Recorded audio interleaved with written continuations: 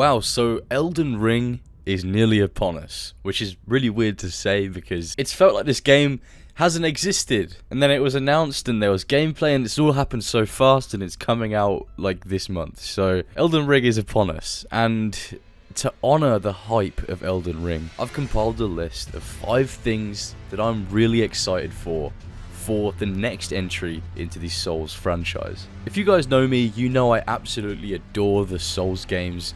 No matter how brutal and frustrating they can be, I absolutely love them. And Elden Ring is so close. We're trying out this new sort of format of making actual videos on the 4 Pillars network, like you guys saw with the Horizon Forbidden West top 10 video. And your favorite pillar is here to be making a top 5 video. So without further ado, let's get into the top 5 things to be excited for in Elden Ring. So first of all, the first thing to be excited for about Elden Ring is that it is in many ways the spiritual successor to the Dark Souls franchise, which means we're going back to the more traditional Souls formula. This mainly means choice of classes and a larger variety of weapons and armor. Bloodborne didn't have an awful lot of weapons and the armor really didn't make that much of a difference on the gameplay, and Sekiro had no additional weapons and no additional armor whatsoever. So as much as I enjoyed those 2 games and the way their systems worked, I'm really looking forward to going back to the original formula where your class and weapons and armor setup actually mattered in terms of statistics. It's just going to feel very familiar in many ways, especially after Sekiro, where there wasn't that whole RPG aspect where you actually had to care about your class and statistics to get through the game. And it just opens up a lot more possibilities for builds that you can make, and it just adds to that replayability. Like one playthrough you could go through the game playing as a knight that wears heavy armor and uses heavy weaponry, and then if you want you can come back and replay the game in a completely different way as a sorcerer, for example. Whereas in Sekiro there's only one way to play the game really. This ability to create your own build and mix and match armor, weapons and setups from various different builds and creating hybrid builds is what sets Dark Souls apart from games like Bloodborne and Sekiro, and I think Elden Ring is definitely going to be in the same vein. So yeah, I'm looking forward to a little bit more of that classic Souls formula, because I'm not going to lie, it's been a good 6 years since Dark Souls 3 came out and I'm missing the whole Dark Souls vibe, so it's going to be nice to return to that. The second thing to be excited about on this list is stealth. Now, stealth was actually included firstly in Sekiro.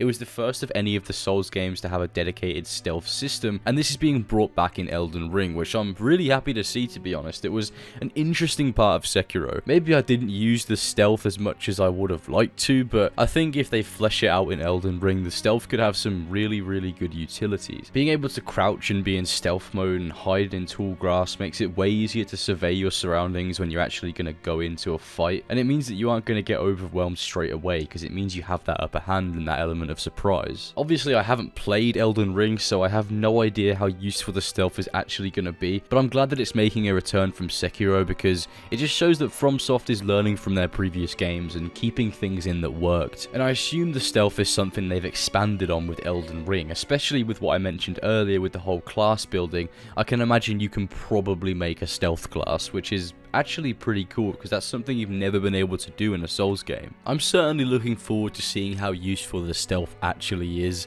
and how applicable it is in the game. The third thing to be excited about in Elden Ring, of course, is the open world. Now, I'm not a massive fan of open world games. Don't get me wrong, there's some brilliant open worlds out there, open worlds that I've spent hundreds of hours in. But in the modern video game industry, open worlds are normally bloated and have a severe lack of content. But the idea of an open world Souls game is so intriguing to me that I can't help but be excited for it. Given the things I've read about the open world in Elden Ring, it seems like it's chock full of secrets and mysteries to uncover. And that's to be expected from Software, let's be honest. Every single one of the Souls games is completely filled to the brim with secrets and intrigue scattered all around the game's various playable areas. Elden Ring is going to be no different. In fact, it's going to have way more, which I'm super excited to go and tackle. This means a lot of optional content for us to stumble across, And that just makes the idea of the open world so much more intriguing to me, that you're just exploring around these dangerous landscapes where any moment you could go around a corner and get ambushed by enemies that you're not quite prepared for, or the possibility of finding treasure that you had no idea was there, or just Easter eggs and secrets and small intriguing pieces of lore. I'm so excited to see what From Software do with this world, because the world of Elden Ring is bigger than ever. There are in fact 6 separate regions in this game, which means that there's going to be a ton of places for us to explore. Each of these regions is going to have their own mini bosses, main story quests, items to find, armor to collect, gear to get, enemies to fight, dungeons to plunder, all that sort of stuff. And I can't wait. I'm so excited to be able to explore these different regions and see the secrets that are laid out for us. Particularly, I'm really excited for the lore aspect. If you guys have played any of the other Souls games and actually read a lot of the item descriptions and listened to what characters say, you'll know that From Software are absolutely brilliant at creating a world that has deep and rich lore. And it goes without saying that Elden Ring is going to be the same. So I'm really excited to find out more about this world and to see what the community discovers in terms of Elden Ring's lore and the world that Elden Ring takes place in. I really do hope From Software can create an open world that doesn't feel like it's pointless, and I'm just excited to give it a go and explore around and see what this game has to offer.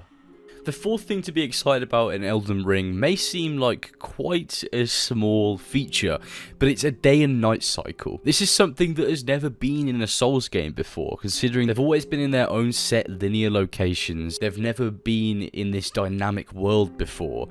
So having a day-night cycle in a Souls game is going to be kind of odd, but it's going to work hand in hand with the open world aspect. This means there's certain things and characters and enemies you can only find in nighttime, and certain things you can only do in the daytime, which I think adds a whole lot more diversity to this open world space. It means that enemies will be in different places at nighttime. Hell, there may even be enemies that you don't see in the daytime whatsoever. They only come out at night, or enemies that are stronger in the night, or enemies that are stronger in the daytime. Not to mention that a day-night cycle is going to make the game so much more immersive.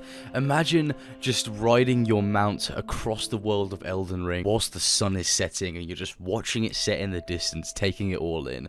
That's a moment that we've never had in a Dark Souls game before. There has never been a day-night cycle. I don't know about you guys, but I really like watching the sunset in open world games. I just think it's absolutely beautiful, and various different developers do it in different ways, so we always get these different beautiful sunsets, and I'm just really excited to see what the Elden Ring sunset looks like. Seems like such a small thing, but in terms of an open world game, a good sunset is really important to me. I can also only imagine how terrifying the atmosphere is going to be at night time in these various open world spaces. Dark Souls is pretty scary on its own, given the fact there's loads of enemies that want to murder you at all times, and they will do so many times. So imagine walking around at night and just not knowing what's going to come out of darkness. Like, just the possibilities that the day-night cycle opens up in terms of immersion and gameplay is just crazy to me, and I'm excited to see what they do with it. If you guys have played the Dark Souls games, then you'd know that Hidetaka Miyazaki took a lot of inspiration from the manga series Berserk, which is basically what influenced all of the dark fantasy and gothic themes of Dark Souls. In many ways, you could say that Berserk is what single-handedly influenced the Dark Souls franchise, and without Berserk, there would be no Dark Souls the way we know it now. And the same can be said for Elden Ring, although Elden Ring takes much heavier inspiration of the Berserk world, more so than any Dark Souls game ever did. Berserk is a Japanese manga series set in a medieval Europe-inspired dark fantasy world. Now, there's plenty of crazy weapons, knights, and dark, disgusting monsters in the Berserk universe, and the same can be said for Dark Souls and Elden Ring. During the creation of the Souls games, Miyazaki expressed his admiration and homage to Berserk by placing several references to the manga, either through the monster designs, armor and weapon designs, character characters, and even in the plot and story structure of his games. In the trailers of Elden Ring, we can already see the influence coming through, with many references to characters that appear in the Berserk manga. One, for example, being the woman with the winged helmet. She's actually a character that also has a very similar helmet in the Berserk manga. In one of the trailers, we can also see a wolf knight with a sword on his back, and this is also a character with a very similar design in the Berserk manga.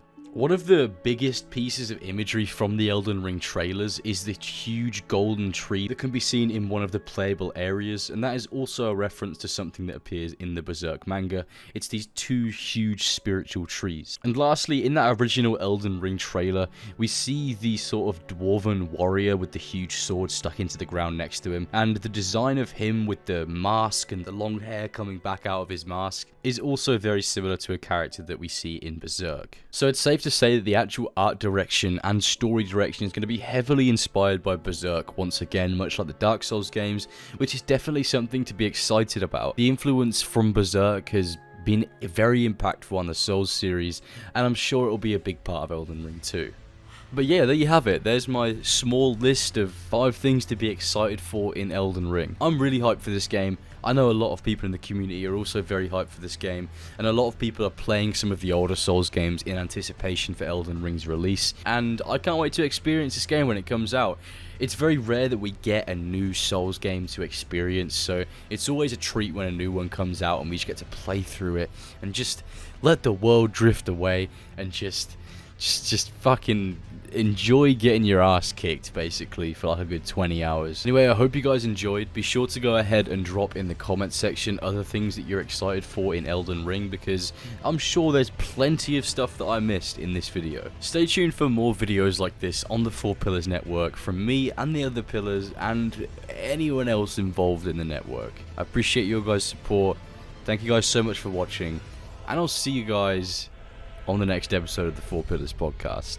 See you later, guys. Take care.